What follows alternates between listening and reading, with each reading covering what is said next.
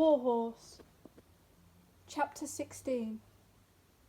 From both sides of me I heard a gradual crescendo of excitement and laughter rippling along the trenches, interspersed with barked orders that everyone was to keep their heads down and no one was to shoot.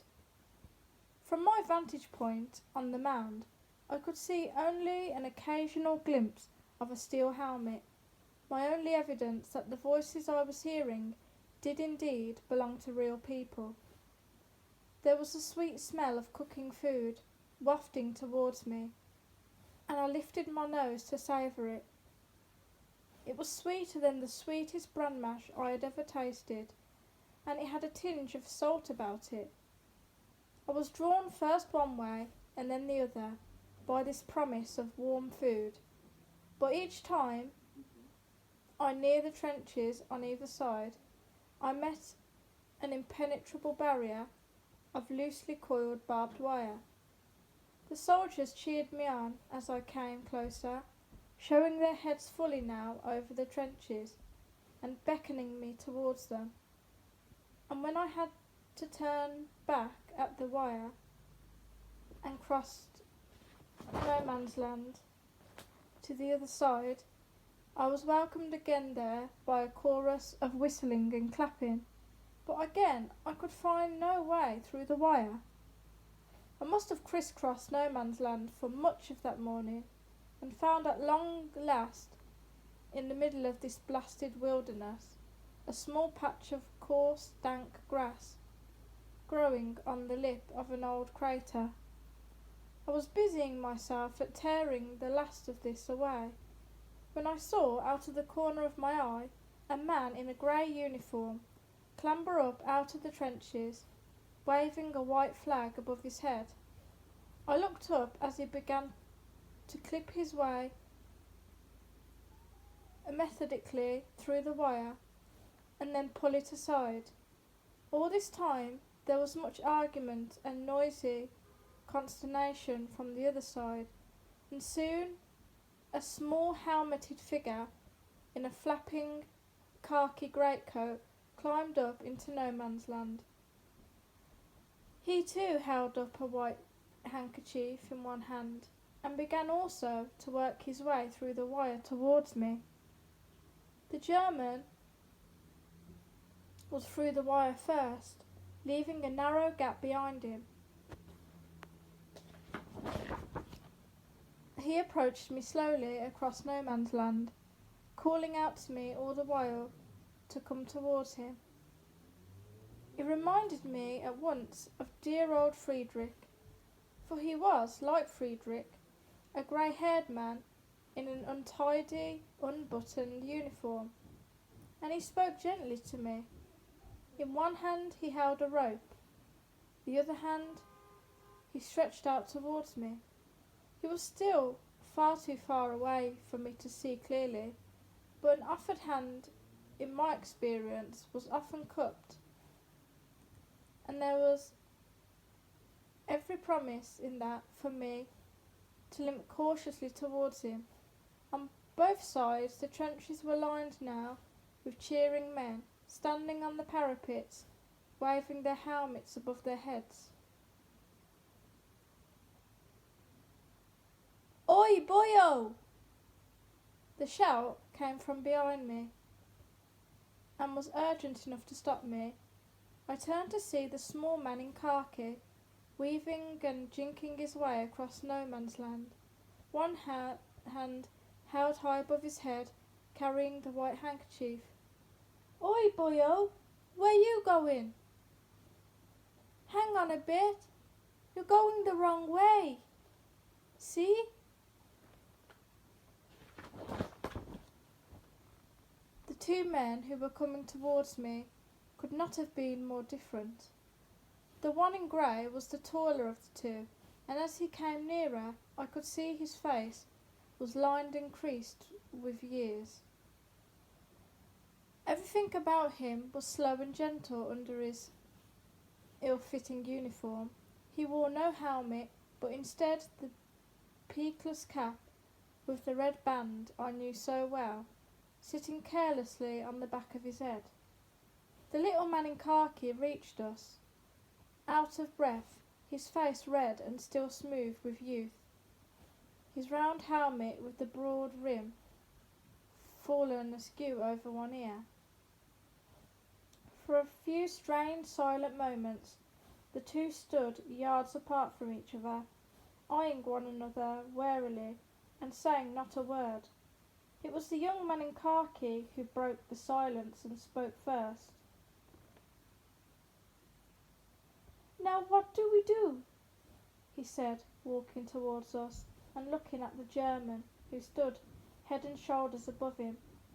"There's two of us here, and one horse to split between us. Course King Solomon had the answer, didn't he? Now. But it's not very practical in this case, is it? And what's worse, I can't speak a word of German, and I can see you can't understand what the hell I'm talking about, can you? Oh hell, I should never have come out here. I knew I shouldn't. Can't think what came over me. And all for a muddy old horse too."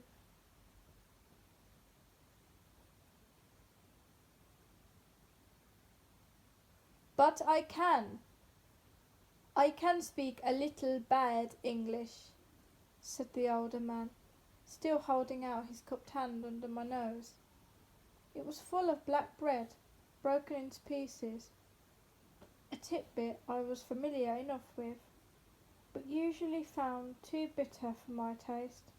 However, I was now too hungry to be choosy, and as he was speaking, I soon emptied his hand. "I speak only a little English, like a schoolboy, but it's enough, I think, for us." And even as he spoke, I felt a rope slip slowly around my neck and tighten. "As for our other problem, since I have been here the first, then the horse is mine. Fair, no? Like your cricket." "Cricket? Cricket?" said the young man. "Who's ever heard of that barbarous game in Wales? That's a game for the rotten English. Rugby, that's my game, and that's not a game. That's a religion, that is. Where I come from, I played scrum, half for Maesteg before the war stopped me, and at Maesteg we say that a loose ball is our ball." "Sorry," said the German, his eyebrows furrowed with concern. "I cannot understand what you mean by this."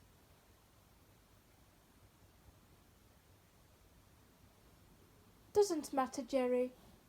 Not important, not any more. We could have settled all this peaceful like, Jerry. The war, I mean.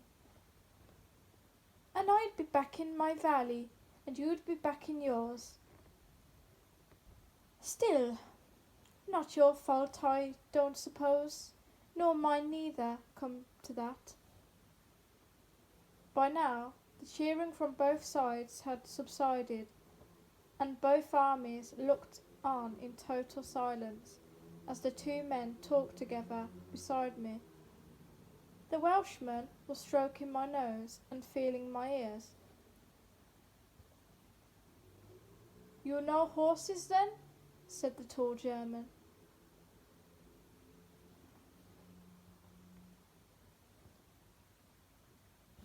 "How bad is his wounded leg? Is it broken, do you think? He seems not to walk on it." The Welshman bent over and lifted my leg gently and expertly, wiping away the mud from around the wound. "He's in a mess right enough, but I don't think it's broken, Jerry. It's a bad wound though, a deep gash. Wire by the look of it. Got to get him seen to quick, else the poison was set in, and then there won't be a lot anyone could do for him. Cut like that, he must have lost a lot of blood already. Question is, though, who takes him?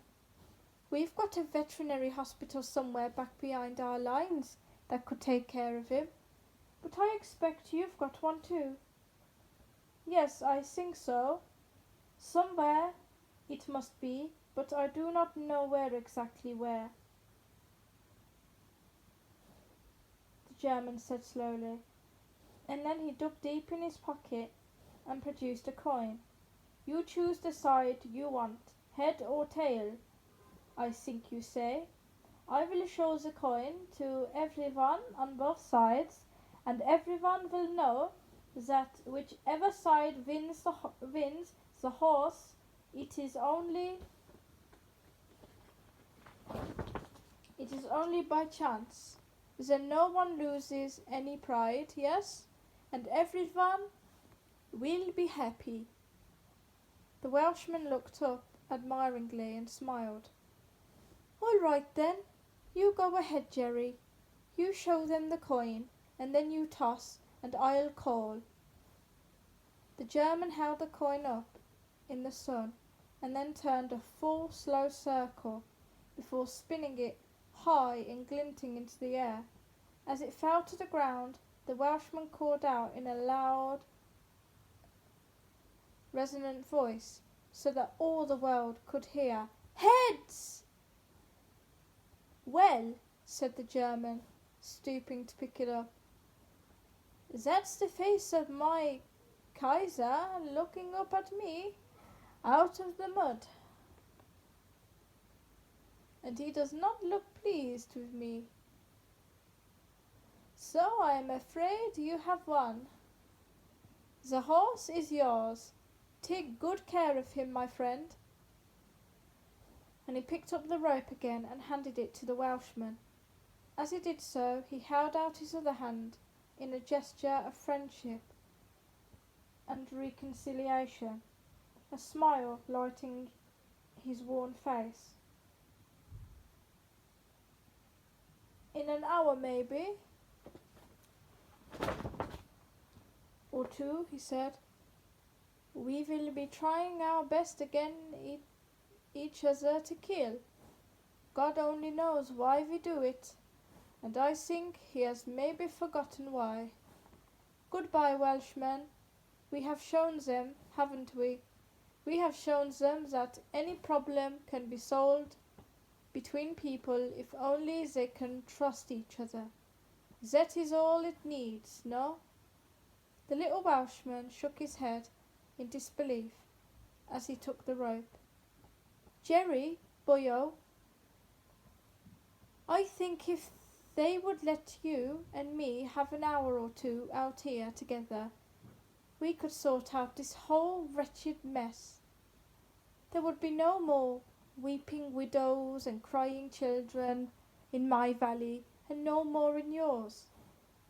If the worst came to the worst, we could decide it all on the flip of a coin, couldn't we now? If we did, said the German with a chuckle, if we did it that way, then it would be our turn to win.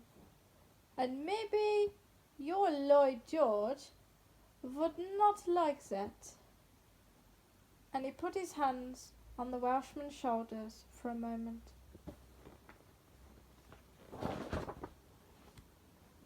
Take care, my friend, and good luck. Auf Wiedersehen. And he turned away and walked slowly back across no man's land to the wire. Same to you, boyo, the Welshman shouted after him, and then he too turned and led me away, back towards the line of khaki soldiers, who began now to laugh and cheer with delight as I limped towards them through the gap in the wire.